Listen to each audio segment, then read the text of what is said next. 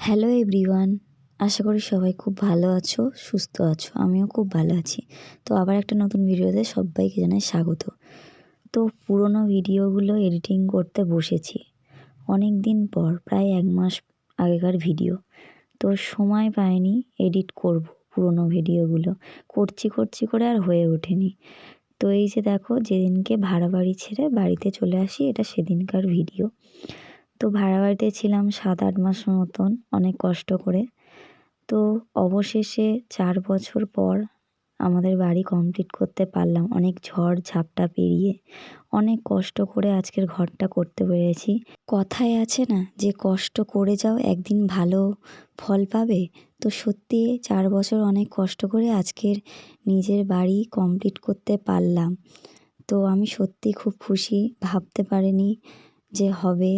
তো যেমনই করি না কেন ঘরদোর, অত ভালো তো করতে পারিনি, কিন্তু যেটুকুনি করেছি সেটাই আমার কাছে স্বর্গ।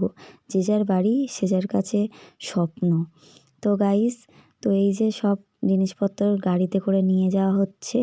তো আমি রান্নাবান্নাও করছি, এদিকে জিনিসপত্র সব গোছানো গাছানো করে দিচ্ছি। আর এদিকে দিদি এসছে, আমার ননদ। তো ননদ এসে আমাকে অনেক হেল্প করেছে, তারপর বন্ধুরা ছিল, সবাই হেল্প করেছে। তারপর খাওয়া দাওয়া করে সন্ধেবেলা চলে এসেছি। এখানে বাড়িতে চলে এসেছি 8টার সময়। সব জিনিসপত্র একদিনে সব গুছিয়ে নিয়ে এসেছি। বর বলেছিল যে 2 দিনে নিয়ে যাবো। আমি বলছিলাম না, একদিনে সব নিয়ে চলে আসবো।